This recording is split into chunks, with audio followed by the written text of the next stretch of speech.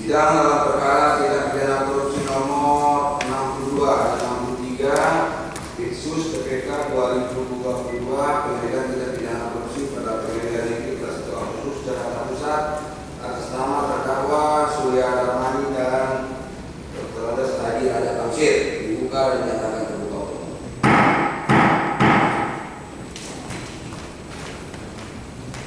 Oke, dulu Pak. Jadi kemarin saksi ini dari akuntan, ya Pak? Betul. Ya kan, akuntan independen Pak.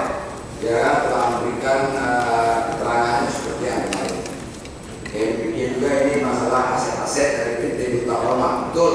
Dia bagi dari biasa. Ya sudah kan? Itu kan sudah ditanya kemarin Pak, sudah kan? Kami mau konfirmasi terkait beberapa bagian dalam catatan kepada kami. Pertama terkait dengan hasil pemeriksaan Kompas yang saudara lakukan atas 4 perusahaan PT Sibuk Jasibul, PT Panca Abdulsari, PT Palma 1 dan PT Bandung. Yang pertama terkait dengan PT Sibuk Jasibul. Sesuai pemeriksaan saksi, yang pertama kami tanyakan adalah apakah di dalam laporan keuangan dari periode awal dilakukan pembukuan itu ada pendapatan dari hasil pemanfaatan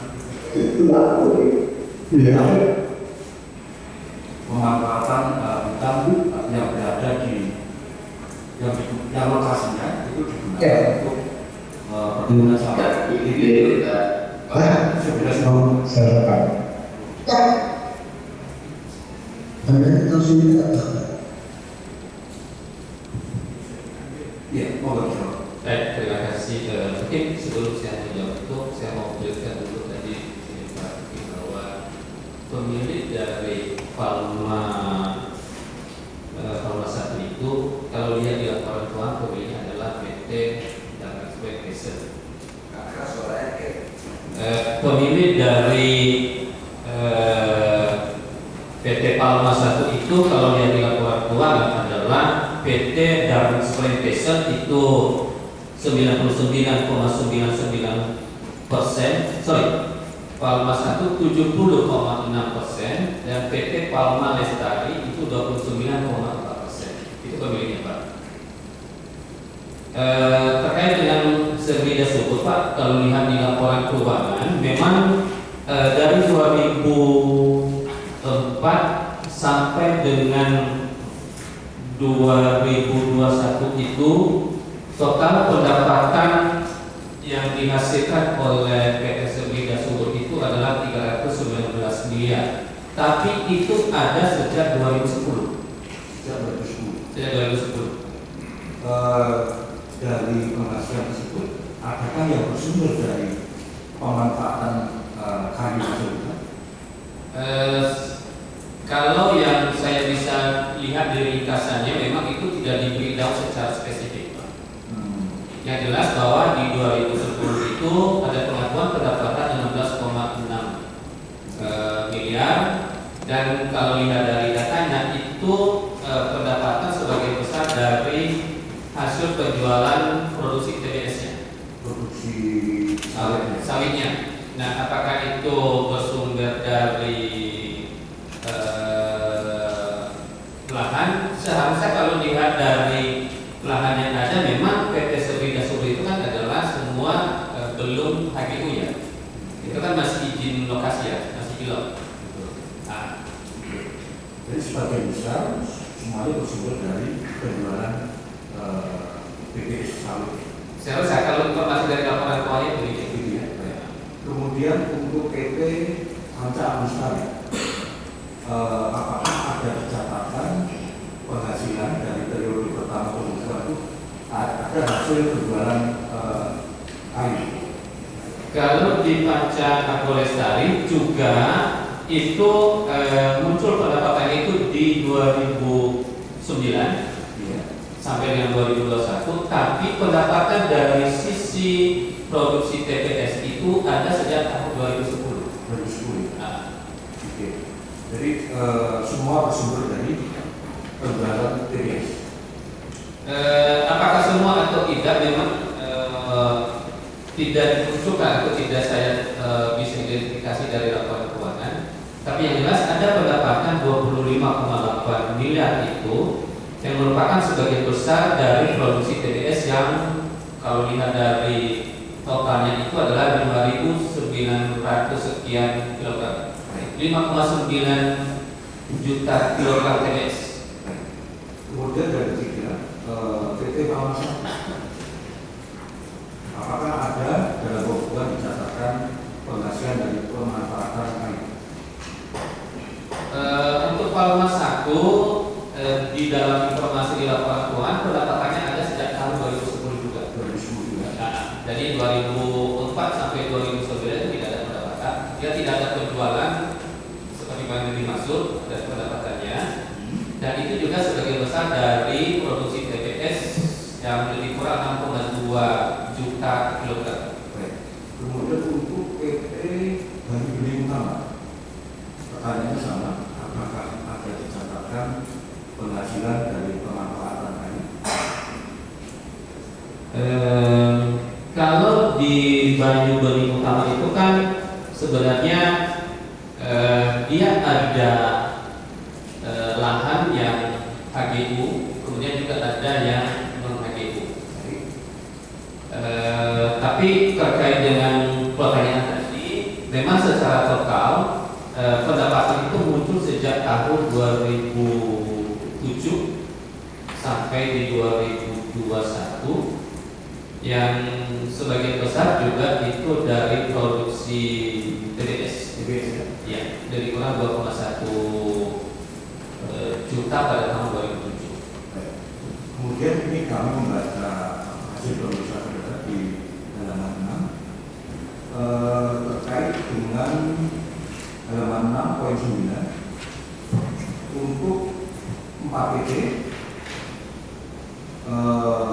Di situ saudara membuat kalkulasi produksi TPS, kemudian pendapatan, kemudian biaya, kemudian jumlah laba rugi.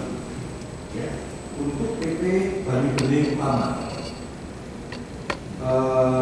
berapa jumlah laba rugi yang dicatat pada periode pemeriksaan saudara?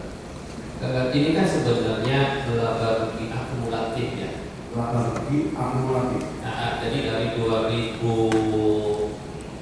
itu sampai 2021 di Grand Totalin. Jadi secara akhir laba untuk PT Banyu Bening Utama itu adalah minus 62,7 miliar. Minus itu maksudnya? Artinya selisih antara pendapatan dikurangi dengan biaya operasional dan biaya terkait selama periode itu tentu biayanya lebih besar sehingga itu menjadi bersaldo minus. Keuangan. Mungkin kalau lihat dari Secara mungkin saudara memeriksa, saudara memberikan penjelasan. Yang saudara berikan penjelasan tentu atas dokumen yang saudara pegang, yang saudara terima dari manajemennya di Tapalma seperti itu. Nah, apa itu? Ini kan kalau di sekitar saudara sudah mengampakkan bagaimana keuangan dia segala macam, gitu kan? Nah, saya bertanya dulu di awal, yang saudara periksa ini apa, sejauh mana, dan bagaimana kebenarannya? Nah, silakan. Jadi mungkin kalau lihat dari penugas yang diberikan ke saya itu diminta untuk menjelaskan. Hanya meminta menjelaskan Informasi keuangan. Tapi informasi keuangan itu adalah informasi keuangan yang sudah diaudit oleh akuntan publik. Nah, berarti saudara tidak memeriksa, menjelaskan hasil laporan audit dari KAP-nya. Begitu? Laporan audit Ya. KAP-nya tidak ada di dalam laporan keuangan itu, termasuk opininya. Ada di sana. Ada. Berarti saudara hanya menjelaskan kembali seperti itu. Betul. Betul. Nah, berarti apa yang saudara sampaikan di sini adalah hasil analisa saudara terkait dengan laporan yang dihadirkan, seperti itu. Kalau dikatakan analisa juga bukan. Itu salah. Inilah hasil ringkasan. Berarti saudara dari sekian banyak saudara resume kemudian saudara tampilkan seperti itu. Betul. Hanya seperti itu ya. Kalian tidak melihat bagaimana laporannya, data laporannya, atau bagaimana ini benar apa tidak, dicek dulu. Oh, bagaimana laporan ini benar apa tidak, seperti tidak ya. Jadi mungkin gini Mas, laporannya kan sudah disusun oleh manajemen, kemudian sudah diaudit oleh akuntan publik. Ya. Angka-angkanya ada di situ. Nah, Angka-angka itu yang saya coba summary-kan untuk memudahkan menjelaskan itu di tempat ini. kalau seperti itu berarti kan mensummary ya. Yes. Ya, berarti saudara tidak bisa menjamin apakah laporan tersebut benar, apakah ini sudah sesuai, cocok segala macam, bisa nggak? Menyatakan laporan itu benar yang jelas tidak. Tetapi akuntan publik sudah memberikan Ya, itu kan tanggung jawab dia. Itu kan? Seperti itu Tapi ya. kalau lihat membaca opininya sudah jelas. Sabar. Sebentar. Ini loh, jadi ini kan penilaian dari akuntan ini. Jadi bagaimana penilaian nanti penuntut umum terserah. Tapi yang jelas ini sesuai dengan keilmuannya itu Pak. Iya yang mulia, tapi kan saya mau ngecek dulu apakah saudara saksi ini itu menilai juga apa? Karena kan di sini sudah memberikan. Nah ini kan sudah dilakukan penilaian. Oh, betul. Sebelumnya sudah dilakukan penilaian. Sudah dinilai oleh akuntan publik. Ya makanya saudara hanya menilai apanya? Hanya meringkas saja Pak, itu menjelaskan. Ah, Saya meringkas. hasilnya. meringkas, menjelaskan. Yang menjelaskan. Ya gitu aja.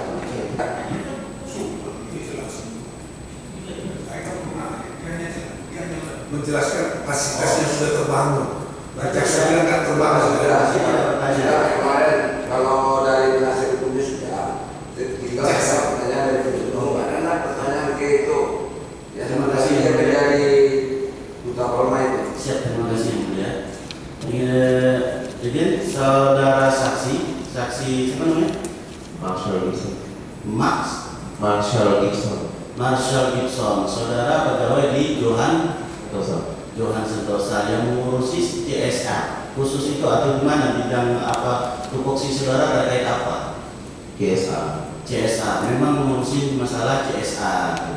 Ya, CSA yang saudara urusin di mana saja?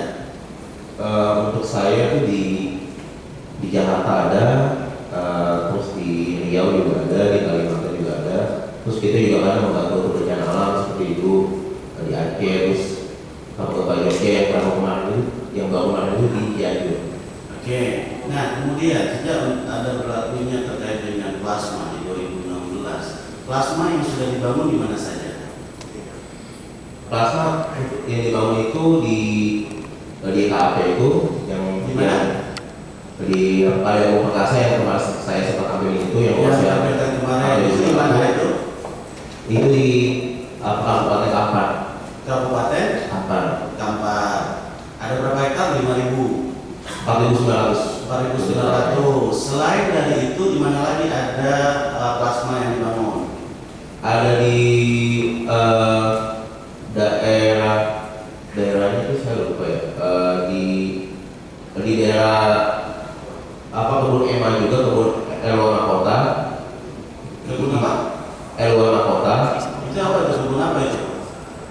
Plasmanya kebun Elwana Kota. Jadi kan plasma itu kan kita memang setiap kebun tuh memang harus punya sekitar 20% dari luasnya.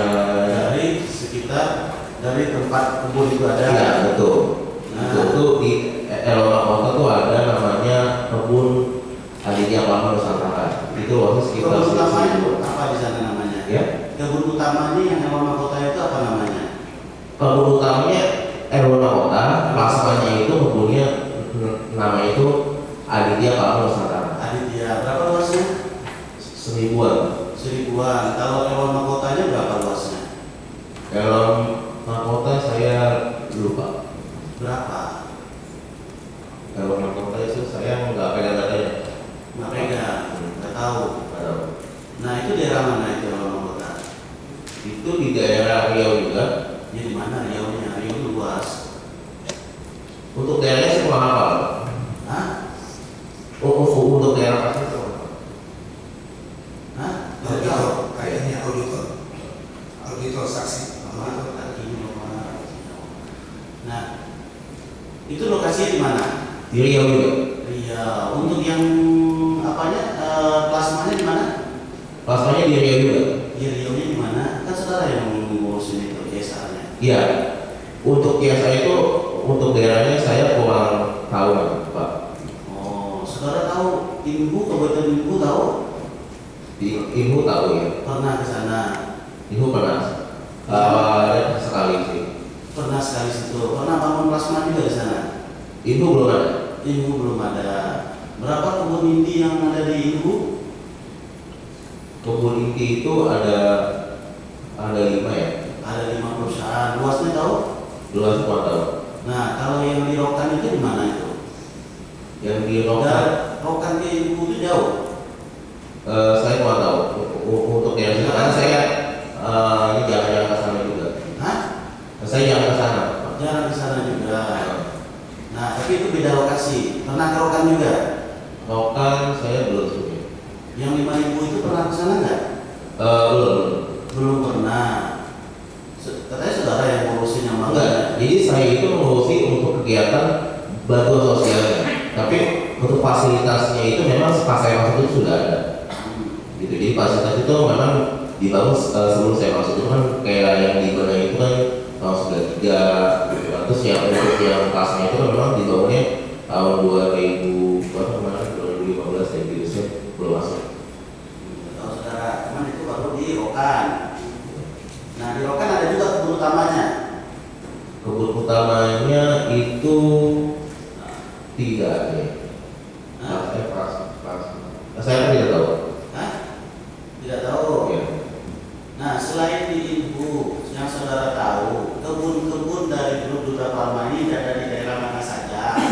Ya, sorry. Selain dari Ibu, kebun-kebun yang ada di bawah Duta Palma itu ada di lokasi mana saja untuk yang Riau?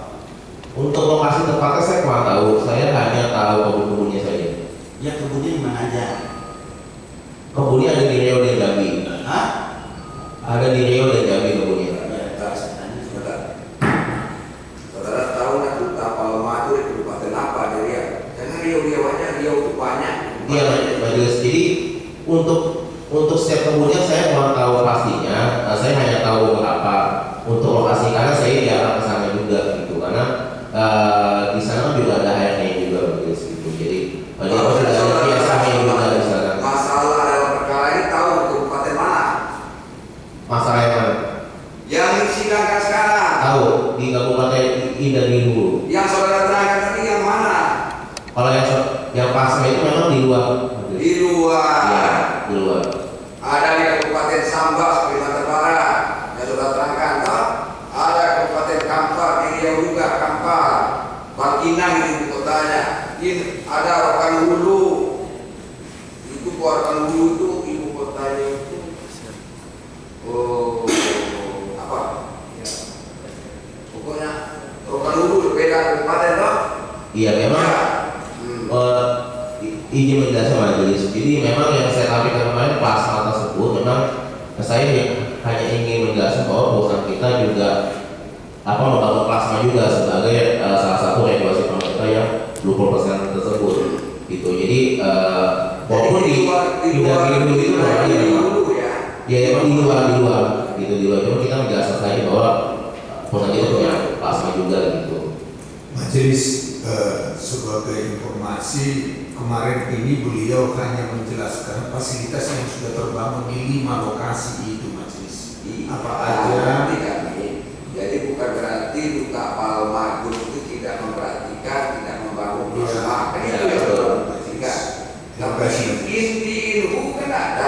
Diimbu masih dalam proses majelis. Itulah Di dalam proses. kan di luar itu semua loh. Iya, cuma di rumah belum ada karena masih dalam proses dengan Pemda. Baru ingat saya itu Rokan Hulu itu ibu kotanya Pasir Pengaraya. Itu ada saya. Jadi itu kan di mana itu? Rokan Hilir. Ada lagi Rokan Hilir kabupatennya. Ada lagi Siak. Ada lagi Siak Indrapura. Tahu lah. Ya kan? Indragiri Hulu, itu rengat. Indragiri Hilir, Tebilah.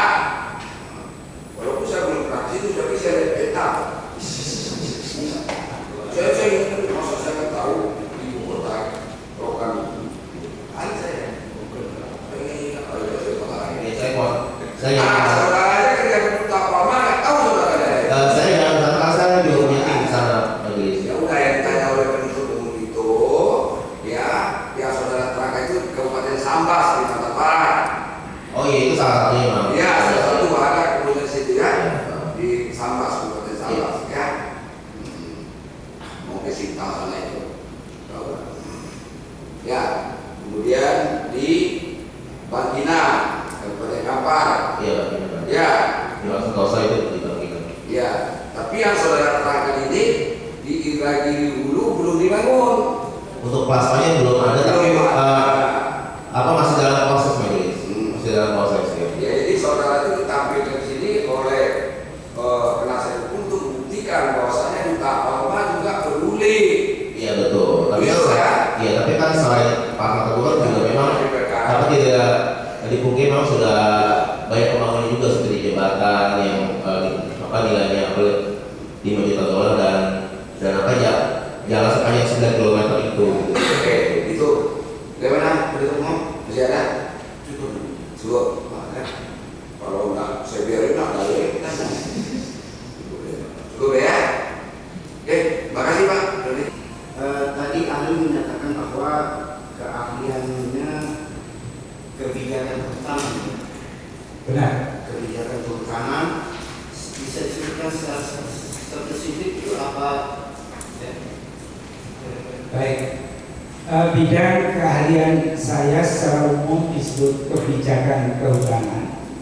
Secara spesifik saya menguasai masalah konservasi, pemetaan dan penataan kawasan hutan, dan pengelolaan masyarakat pedesaan di sekitar hutan.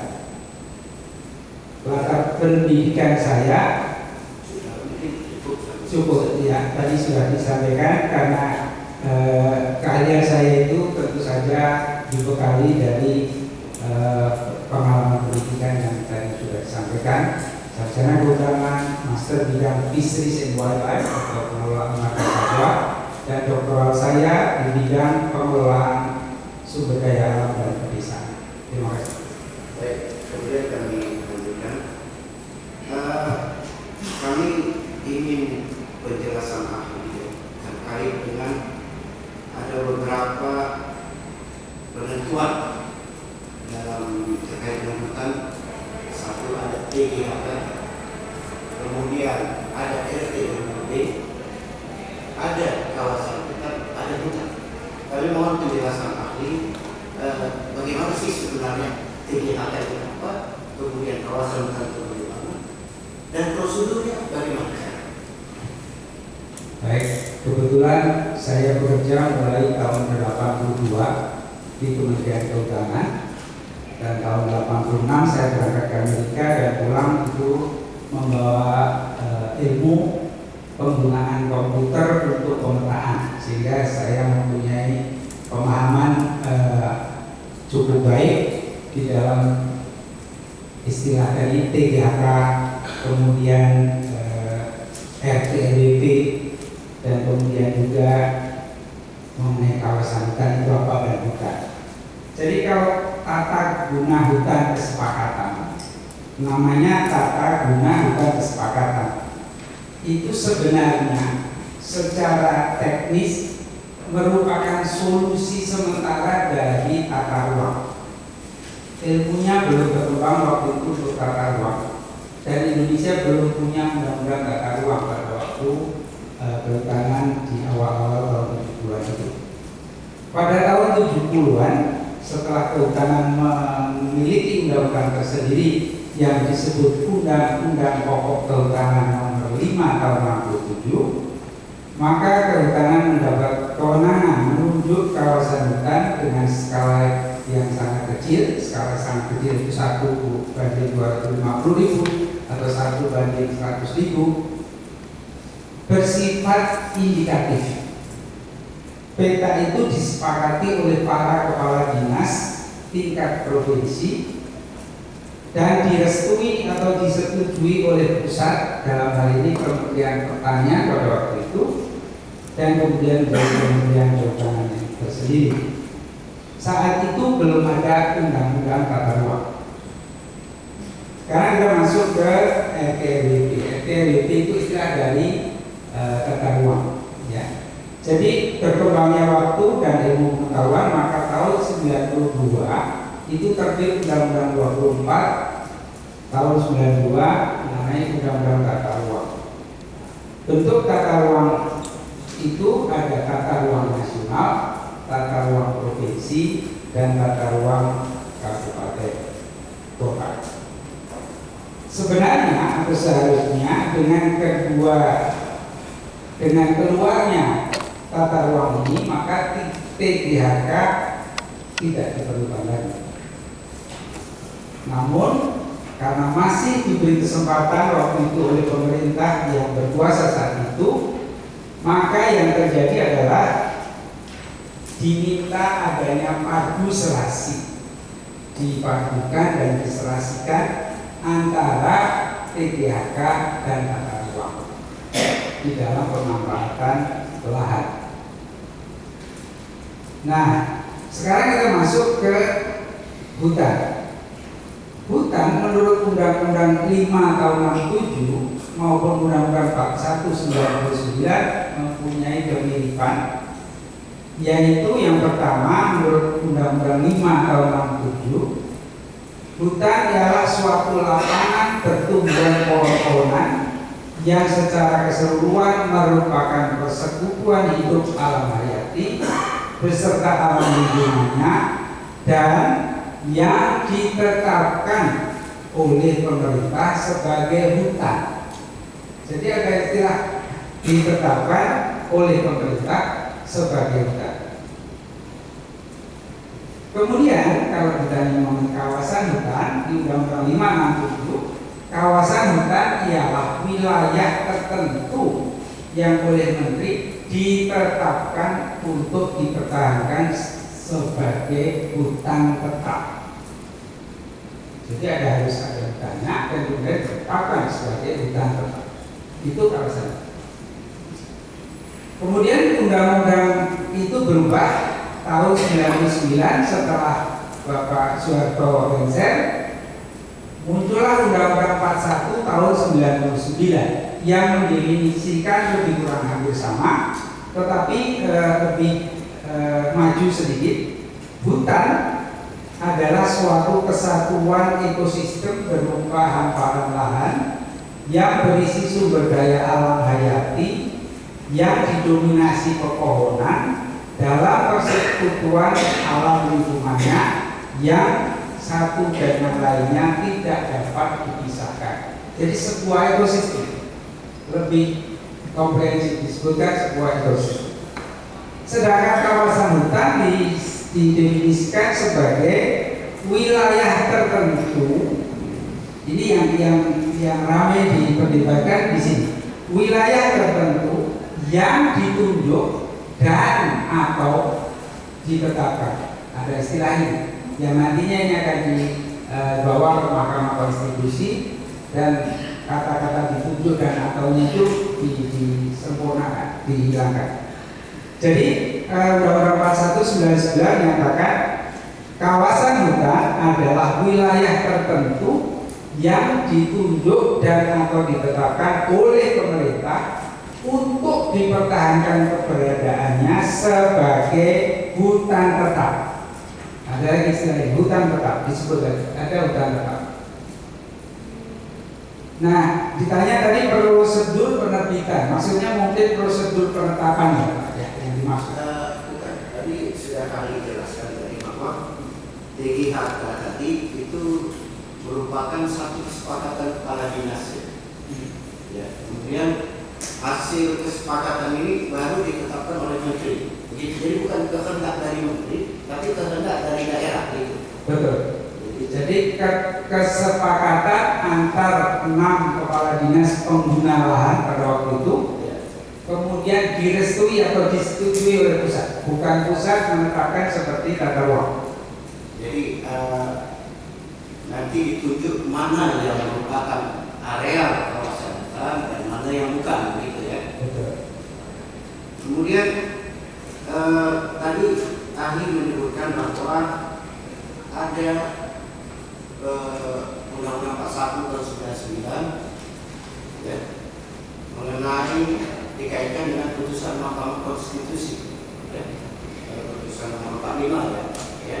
Kemudian ada siang sebulan pasal 1 angka 3 ya, kalau nggak salah saya tadi itu yang ahli bilang bahwa ditetapkan dan ditunjuk dan ditetapkan pembukaan kawasan hutan itu menjadi berubah yang harus ditetapkan. Ditunjuk dan atau ya, ditunjuk dan atau ditetapkan ya. Sehingga makna pasal 1 angka 3 tadi berubah jadi penetapan. Saya mohon penjelasan ahli terkait dengan hal ini apabila kita kaitkan dengan ketentuan pasal 15 ayat 1 itu terkait dengan penetapan kawasan itu, prosedurnya itu bagaimana? Baik, jadi Menteri Kehutanan itu diberi kewenangan oleh undang-undang untuk menetapkan hutan. Jadi menetapkan hutan itu artinya hutannya hutan tetap, bukan hanya yang ditunjuk. Nah, untuk melakukan itu maka ada 4 langkah. Menteri Kehutanan akan menunjuk, begitu melakukan inventarisasi, kemudian menunjuk kawasan ini adalah kawasan hutan. Ya. Tetapi kalau hanya ditunjuk begini kan nggak betul. Oleh karena itu harus kemudian ditata batas. Karena apa? Karena di situ kemungkinan sudah ada masyarakat, sudah ada desa, sudah ada pemukiman masyarakat. Oleh karena itu setelah ditunjuk tadi harus segera ditata batas. Penataan batas dan penataan hutan sebenarnya. Yang dimaksud penataan batas dan penataan hutan adalah karena tadi hutan itu hutannya, karena kewenangan kementerian itu bukan tanahnya, tetapi hutannya. Tetapi karena itu satu kesatuan ekosistem, maka yang dilihat hutannya dulu, kemudian tentunya dengan tanahnya nantinya yang berhutan. Nah, pada saat ditunjuk kemudian ditata batas, diberikan waktu 3 bulan apabila ada pihak-pihak ketiga yang sudah lebih dulu memanfaatkan lahan. Nah, setelah itu baru dipetakan. Peta itulah yang kemudian dikukuhkan atau disebut ditetapkan menjadi kawasan hutan tetap. Namun sebagai catatan, penetapan seperti itu sampai hari ini masih terlalu sedikit karena luasnya kawasan hutan itu sendiri yang mencapai 125 juta hektar.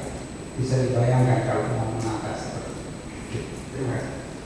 Tadi juga ahli menyebutkan bahwa ada kesepakatan dari para dinas dalam hal TGH.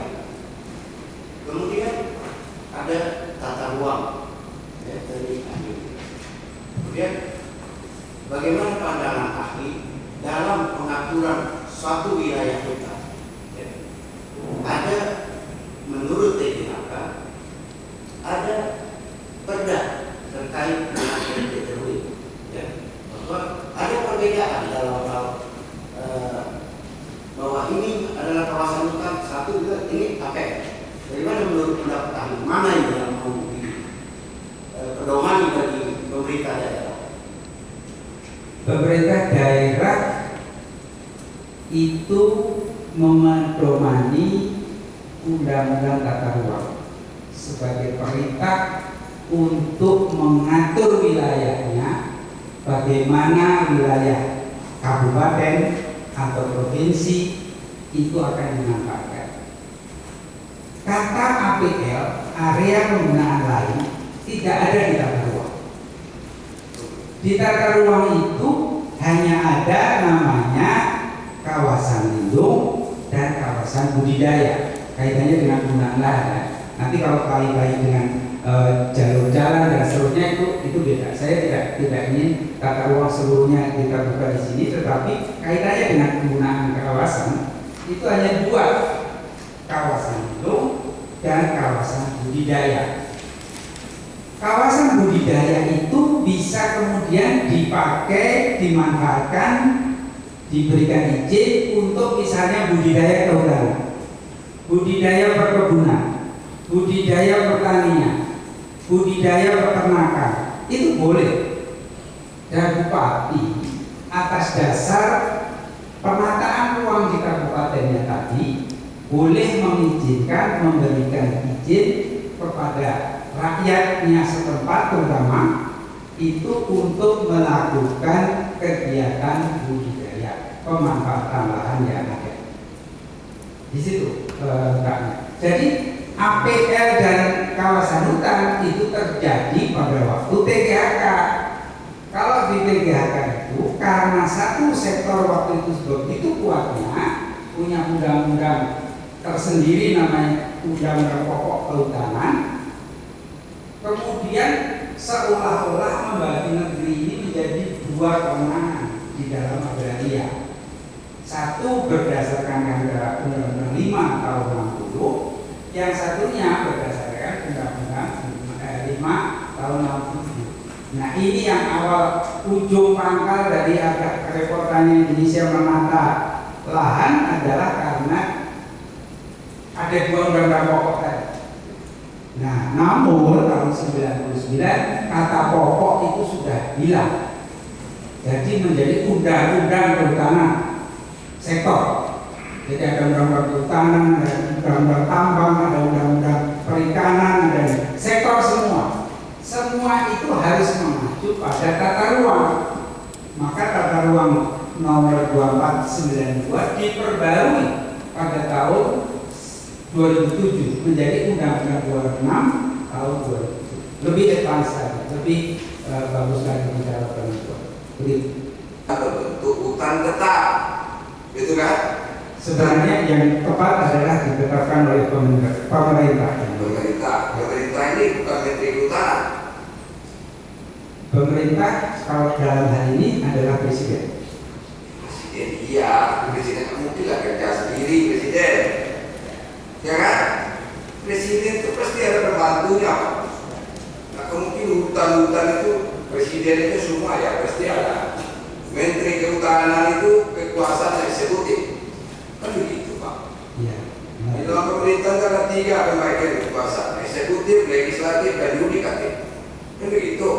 Jadi kita Bapak bilang begitu, ahli bilang itu bukan Menteri Kehutanan, apa dasarnya? Karena menyebut pemerintah ini tadi, pemerintah maksud semuanya presiden yang namanya pemerintah.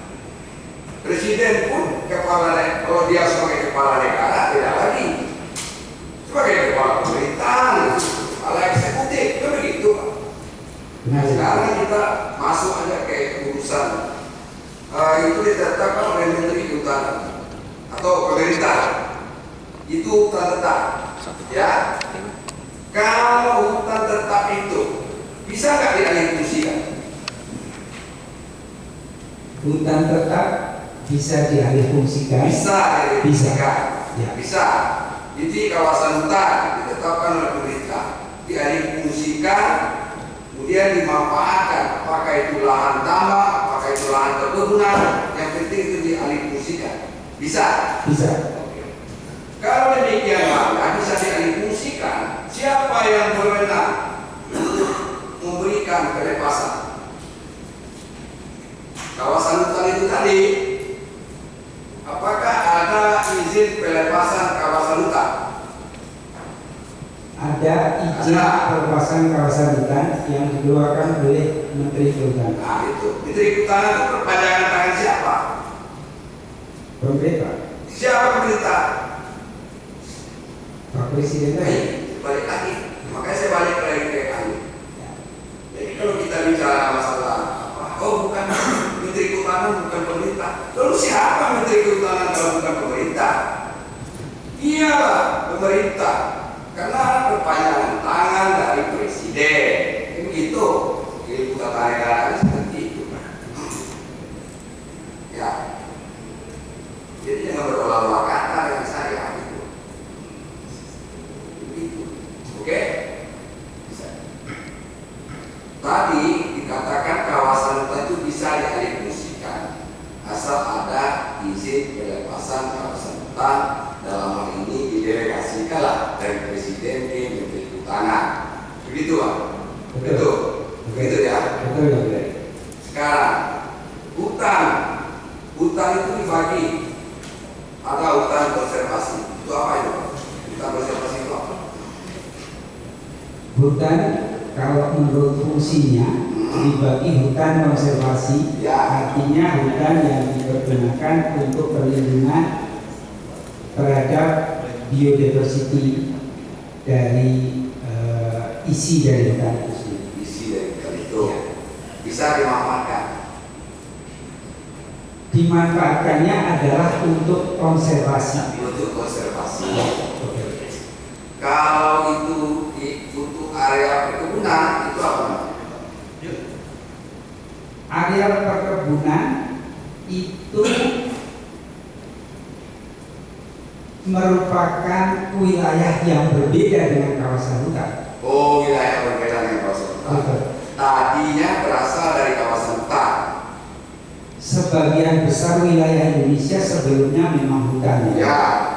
Tetapi di dalam tata ruang tadi maka dibagi dua kawasan lindung yang terdiri dari kawasan konservasi, kawasan perlindungan setempat, pinggir kiri kanan sungai, kemudian hutan lindung, itu namanya kawasan lindung.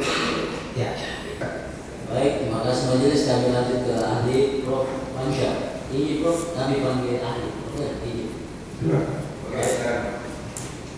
Ahli terkait masalah hukum administrasi negara, berarti terkait dengan pejabat umum.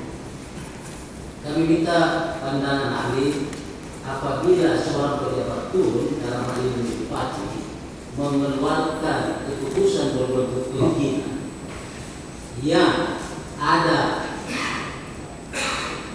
masalah dalam hal wewenang atau prosedur ataupun substansi, menurut ahli itu penyelesaiannya bagaimana? Silakan. Yang pertama harus kita pahami dulu kewenangan seorang kepala daerah di dalam menerbitkan satu izin itu dalam berkomunikasi disebut dengan KDUN, keputusan tata usaha negara, atau dalam pasal dana disebut dengan deciking. Deciking ini tentu saja pertama dia memiliki ciri. Satu, sifatnya individual. Artinya Pak, orang yang dituju jelas, konkret, nyata. Ada satu kegiatan yang nyata, artinya bukan abstrak. Dan yang ketiga, cirinya adalah final. Artinya sudah memiliki satu hal yang pasti, sudah memiliki akibat hukum. Itu cirinya. Yang disebut dengan disiplin atau keputusan tata usaha negara. Tentu saja keputusan tata usaha negara ini didasarkan pada beberapa persyaratan. Yang pertama, apakah pejabat tata usaha negara itu memiliki wewenang atau tidak? Itu dulu satu. Yang kedua, apakah prosedur penerbitan KDUN atau keputusan tata usaha negara yang diterbitkan oleh selaku bupati itu sudah memenuhi prosedur yang ditentukan oleh peraturan perundang-undangan atau tidak? Yang ketiga, substansi. Artinya Pak, keputusan ini sesuai dengan nomor 1 dari keputusan itu sendiri. Sepanjang 3 ini tidak cacat dan dikatakan bahwa ada cacat substansi, ada cacat wewenang, ada cacat prosedur, ada cacat substansi, tentu saja dia sah sebagai suatu PTUN. Ya. Nah, dalam ini terkait dengan satu asas di dalam hukum administrasi yang dikenal dengan presumption justia causa atau praduga yang matang. Setiap keputusan yang diterbitkan oleh pejabat pemerintah atau pejabat tata usaha negara harus dianggap, makanya dikatakan praduga, harus dianggap benar sampai dibuktikan sebaliknya. Dibuktikan sebaliknya kalau memang dinilai bahwa keputusan tata usaha negara itu mengandung cacat tadi. Siapa yang menguji bahwa KTU itu ada cacatnya? Tentu saja institusi pengadilan. Dalam ini adalah pengadilan tata usaha negara. Ya, itu dijawab. Itu adalah keputusan dari pejabat tata usaha negara, gitu kan? betul. Berdasar Undang-Undang Nomor 5 Tahun 1986 tentang peradilan tata usaha negara, betul? Betul. Kemudian juga perubahan yang nomor 9 tahun 2004, betul Pak? Betul. Nah, dan tadi ahli juga menyatakan apakah itu yang disebut dengan keputusan tata usaha negara? Ahli menjawab keputusan tata usaha negara adalah keputusan dari pejabat tata usaha negara yang bersifat individual final, konkret dan final, kemudian serta mempunyai akibat hukum bagi seseorang atau badan tata usaha negara. Begitu Pak. Walaupun kami ini hakim pengadilan negeri, tapi tahu juga dengan tata usaha negara. Bukan. Nah, sebentar. Bagaimanakah penyelesaiannya? Itu pertanyaan selanjutnya dari penasihat hukum. Oke? Ahli menjawab itu diselesaikan melalui peradilan tata usaha negara. Betul? Apa dasarnya? Ya, karena sengketa tata usaha negara itu adalah sengketa antara siapa dengan siapa? Antara perseorangan atau badan hukum perdata terhadap atau melawan badan atau pejabat tata usaha negara. Pejabat tata usaha negara. Di bidang hukum tata usaha negara. Iya, ini loh. Kalau dikeluarkan suatu surat keputusan, kemudian surat keputusan itu berakibat dinilai bahwa sesuatu akibatnya itu adalah merugikan keuangan negara, apakah itu masuk bisa dikatakan itu adalah kewenangan dari peradilan tata usaha negara? Bukan sana yang kalau kita bicara tentang sengketa betul, tidak ada relevansi dengan masalah kerugian negara. Di situ adalah yang diuji adalah apakah KTUN yang diterbitkan tadi, apakah ada cacat wewenang, cacat prosedur, atau cacat substansi? Ya, itu dia. Itu baru diselesaikan oleh peradilan tata usaha negara. Ini pertanyaan dari penasihat. Itu apakah ada sanksi pidananya di situ? Ahli menjawab tidak. Atau sepanjang ada cacat tadi, memang tidak ada. Betul kan? Tidak ada. Tidak ada unsur pidana. Ya, pertanyaannya beda. Pertanyaan dari penasihat hukum, apakah ada sanksi pidananya? Artinya, apakah tidak bisa masuk tindak pidana korupsi di situ? Akibat dikeluarkan surat keputusan itu tadi, seperti izin lokasi, izin usaha perkebunan, hak guna usaha. Kalau ditelusuri, umpama ada cacat di situ, sehingga dinilai merugikan keuangan negara, apakah bisa dijangkau dengan peradilan tata usaha negara? Enggak. Bukan kewenangan absolut. Ya, harus jelas dulu, jangan campur aduk apa yang disebut dengan surat keputusan tata usaha negara. Betul. Tahu? Ada. Kemudian pejabat tata usaha negara itu juga ada perbuatan perdata di situ. Ada perbuatan perdata di situ, bukan hanya perbuatan yang sudah administratif saja, tetapi ada perbuatan perdata di situ. Itu pengecualian itu ya. Keputusan perdata namanya. Iya, pengecualian itu. Itu adalah teori oclusing. Iya, benar. Itu sudah iya.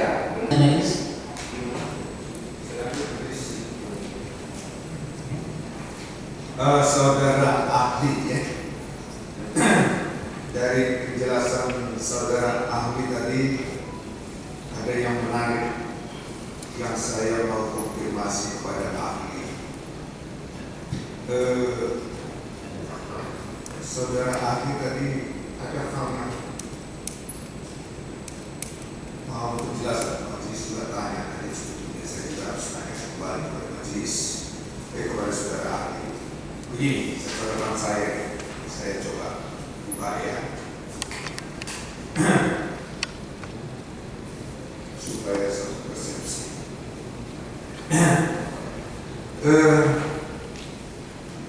Di dalam perspektif hukum administratif, begitu ya,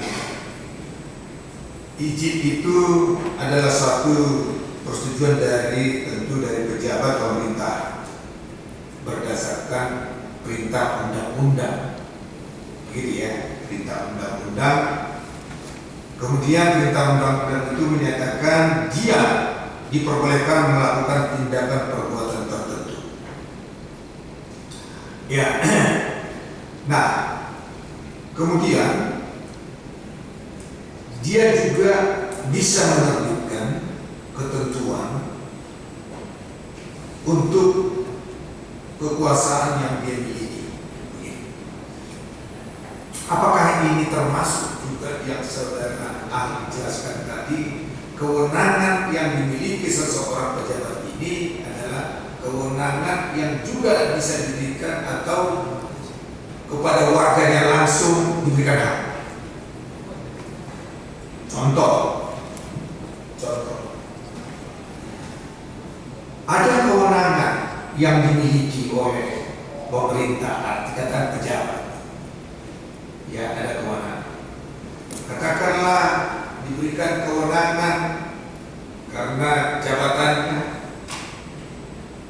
untuk berusaha di satu daerah, ya, diberikan kewenangan